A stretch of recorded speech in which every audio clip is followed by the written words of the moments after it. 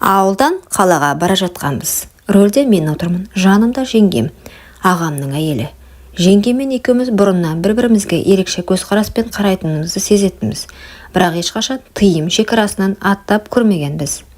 Сол күн ерекше болды. Жол ұзақ еді. Машинаның іші тым-тырыс. Радиодан баяу әуен ойнап тұрды. Жеңгем еріндерін жалап қойып, көзін жұмып терезеге қарады. Қысқа көйлегінің етегі тізеден жоғары көтеріп кеткен. Аппақ санына қарап көзім түсіп кетті. Тамағым құрғап жұтындым. Ол мұны байқап қойғандай. Шөлдедің бе деп езу тартты. Даусында біртүрлі ішкі от, жасырын қулық бар еді. Жауап бере алмай басымды изедім. Кенет ол алдыға еңкейіп бар сымбатын әдейі көрсеткендей болды. Маңдайынан ағып түскен бір тал шашын қолана тартып маған бұрылды. Қалжыңдамаймын. Мына ұзақ жолда бір-бірімізге демеу болмасақ, ішіміз пысып кетеді ғой. Осы сәттен кейін бәрін өзгерді. Ол алға еңкейген кезде жұқа көйлегінің ішінен көрінген омырау сызығы мені есімнен айырды. Жеңгемнің жанарында ойнаған отты көріп жүрегім дүрсілдеді. Ол өзі де тоқтатқысы келмейтін сияқты. Қолын жайлап тіземе қойды. Ештеңе айтпадым. Тек үнсіз рөлге қарап отырдым. Бірақ ішім алай-дүлей. Денем қазір жарылып кетердей ыстықтап барады. Қатты қысылып отырсың ба, деді ол. Еппен даусы сыбырлап шықты. Құлағыма жеткенде денем мұз болып бір сәтте отқа оранғандай ысып кетті. Сосын тағы да. Ағаштар арасында алаң бар дейді ғой. Тоқтап демалып алсақ қайтеді? Бұл ұсынысты күтпегендей болдым, бірақ ойымда дәл осы болған. Рөлді оңға бұрып, ескі орман жолағына қарай бұрылдым. Машинамыз көлеңкелі жерге тоқтады. Іштегі тыныштық екеумізді де буып бара жатты.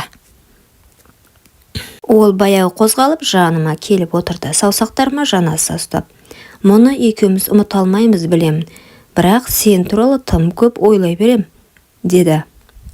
Көзіне қарағанда, онда іңкәрлікте, тыйымда, ашу мен ынтықтық араласқан сезімдер бар еді.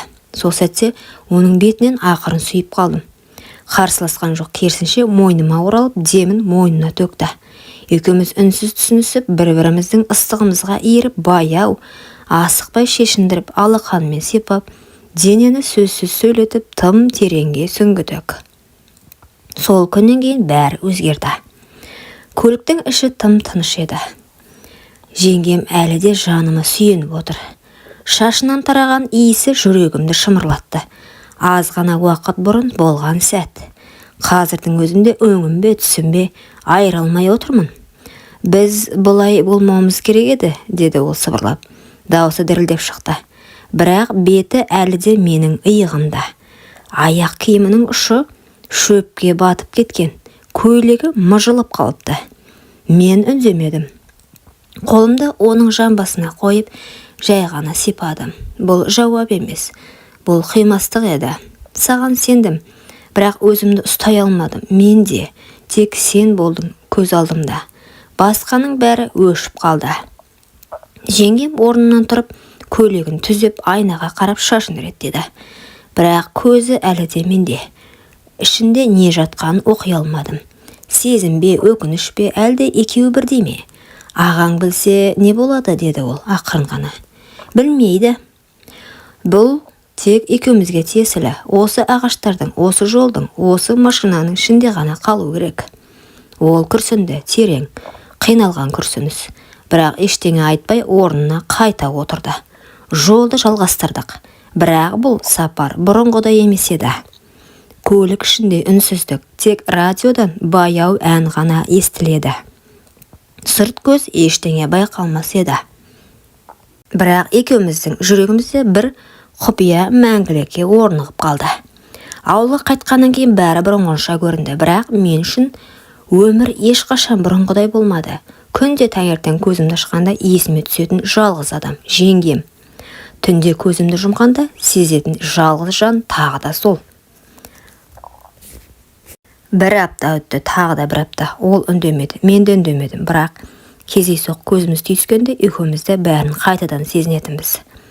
Бір күні кешке аула жақта жүргенімде ол маған жақындап: «Сен де тыныш ұйықтай алмай жүрсің бе?» деді. Үнсіз басымды изедім. Ол жан жағына қарап, екеуміз отырған орындыққа жайғасты. Қараңғы түсіп кеткен. Ағаш жапырақтары сыбырлап, біртүрлі тылсым атмосфера орнағандай болды. «Мен өзімді жақсы сезінбей жүрмін», деді ол ақырын. «Не болды? Ауырып жүрсің бе?» Ол жауап бермеді. Көзін тайдырып әкетті. Сол сәтте жүрегіміз өте қалды. «Сен бірдеңе сезіп жүрсің бе?» дедім. Ол ернін тістелеп: «Кешіккеніне 3-ші күн». Тынысым бір сәтке тоқтап қалғандай болды. Сөз таба алмай қалдым. «Бұл біз ойнаған нәрсе емес еді», деді ол дірілдеп. «Бұл өмірімізді өзгертетін нәрсе болуы мүмкін». Сол сәтте мен екі оттың ортасында қалғанымды түсіндім. Сезім мен тыйым, құмарлық пен жауапкершілік, ал оның ішінде бір жаңалық. Мүмкін біз бір сәтті құмарлықпен мәңгілік тағдыр жасап қойған шығармыз. Бәрін ұмытып, алда жоқтай көрініп жүрген күндердің бірі еді. Аулада жалғыз тұрғанымда үйден жеңешем жүгіріп шықты. Беті бозарып кеткен, қолында бір кішкентай қағаз, анализ қағазы, көзіме тіке қарады. Тынысымыз бір сәтке тоқтап қалғандай болды. Шынымен қолым дір ете түсті. Ештеңе айта алмадым. Жүрегім кеудеме сыймай соғып, құлағым шыңылдап кетті. «Менің аяғым ауыр», деді. Ол орындыққа отыра кетті. Қолымен бетін жауып біразға дейін үнсіз қалды. Мен басымды ұстап ауладан ары қарай кетіп қалдым. Аяғым өзімдікі емес сияқты. Қанша рет бітті, ұмытайық дедім. Бірақ дәл сол сәтте бәрі қайта тірілгендей болды. Кешке қарай ол маған хат жазып жіберді. «Мен кеткім келеді. Бұл ауылда, бұл үйде мен енді өзімді әйел сезіне алмаймын. Бірақ менің ішімде кішкентай жан бар. Ол ештеңеге кінәлі емес», деді. Осы сөздер жүрегімді жаралап өтті. Мен жаздым: «Менімен кет, жүр, бәрін артта қалдырайық. Сен менің тыйымым емес, сен менің тағдырымсың», дедім. Ол келесі күні көлікке отыруға дайын тұрды. Ауыл іші тым-тыныш. Бірақ сол тыныштықтың ішінде екі күнәһар өз балашағын құшақтап түнгі жолға бет алып бара жатты. Түн еді. Жарығы әлсіз көше шамдары арасынан машинаның шамы жанып қалаға кіріп келе жаттық. Ол жанымда отыр, қолында шағын сөмке. Көзінде қорқынысты үмітте бар. Бірақ қолымды қысып отырғаны мені таңдағанның белгісі. «Қазір не істейміз?» деді ол ақын. «Бастаймыз бәрін жаңадан. Сен екеуміз, үшеуміз». Бұл сөзден кейін ол жымиып басын иығыма қойды. Қала шетіндегі шағын пәтер жалдадық. Жаңа төсек, ескі перде, таза тыныштық. Бірақ бізге осы да жететін еді. Сол түні ешқандай тыйым, ешқандай кінә сезімі жоқ еді. Тек екеуміз денемізбен ғана емес, жүрегімізбен жақын едік. Жеңгем емес еді енді. Ол менің әйелімдей көрінді. Баяу музыка қосып қойып, бөлменің ортасында биледік. Ол күлді, мен таңырқап қарадым. Бұрын мұндай шаттығын көрмеппін.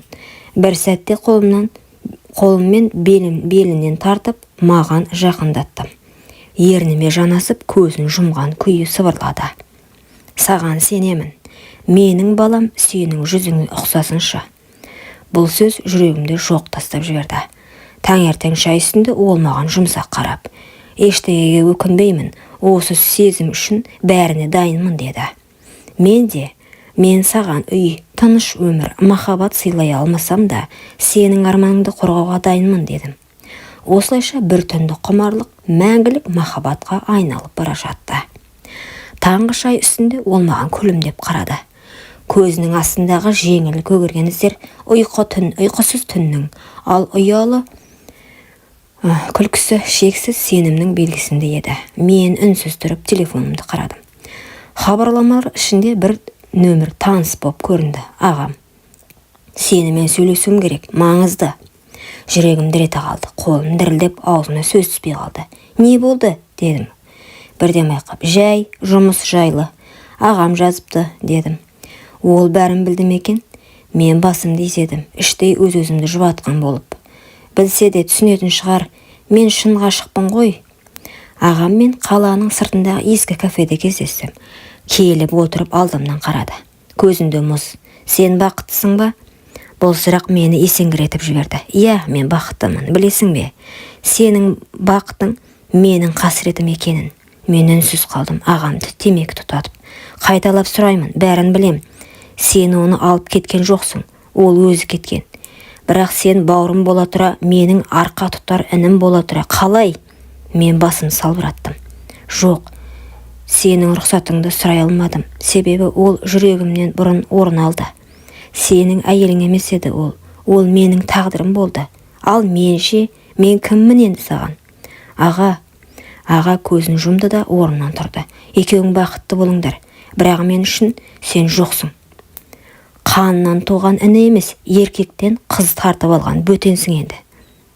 Кетіп қалды. Сол түні мен келіп, оның жылап отырғанын көрдім. Қорқам деді. Ертең сен де мені жек көріп кетесің бе деп. Мен құшағыма алып, жоқ, біз күнәдан емес, жүректен басталдық. Бұл махаббат күнәнің тасасындағы жарық. Сол күннен бері біз тыныш өмір сүріп келдік. Жеңгем ауырлап қалды. Жүктілігі 4-ші айға таяп қалған. Іші шығып, көзі жайнап жүр. Бала екеуміздің үмітіміз секілді. Бірақ бәрін бұзған бір ғана адам. Кешке жақын сыртқа есік қағылды. Ашсам ағам. Қара көзілдірік, сіресіп киінген, қасында 2 бөтелкелес досы. Кірді де төрге өтпестен бұрын. Солай ма? Міне, менің әйелім, ішіңде бауырымның баласы. Ал менше, қайда қалдым? Мен алдынан кесе көлденің тұрдым. Енді кеш, ол сенің әйелің емес, ол менің жүрегім, дедім. Жүрек дейсің бе? Сен бауыр бола тұра, мені сатып кеттің. Қалай еркек болып жүрсің? Әйел тартып алған. Жеңгем ішкі бөлмеден естіп қалып сыртқа шыға келді. Қорқыныштың көзі бақырайып кеткен. Аға, өтінем, балаға тиіспеңіз. Балама? Деп күліп жіберді ағам. Мен оны балам деп қабылдамаймын. Ол бетінен ұрып жібермекші болды, бірақ мен кеудесінен итеріп тоқтаттым. Шық, бұл жерден сенікі емес. Сен сүймеген әйелді мен сүйдім. Сен жоғалтқан адамды мен таптым. Ағам тістеніп қарады. Ертең сен де бәрінен айырыласың, өмір бәрін орнына қояды, деді. Дір-дір етіп есікті тарс жауып кетіп қалды. Түн. Жеңгем менің құшағымда. Бәрінен қорқам, деді. Қорқпа, бұл жолы ешкім сені менен тартып ала алмайды. Күн өткен сайын жеңгемнің іші ауырлай берді. Ұйқысы қашып, іші тас сияқты болып, қатып қалған сәттер жиілей түсті. Бір күні кешке іші қатты тартып, жерге тізерлеп отыра кетті. Мен жедел жәрдем шақырдым. Іштегі бала оттегі жетіспеуінен қиналып жатыр, деді дәрігерлер. Жылдам шешім қабылдау керек. Аурухана, ақ халаттылар, жарық шамдар, дәліздегі ащы иіс. Мен сыртта күтіп отырмын. Сағаттар жылжып жатқан жоқ сияқты.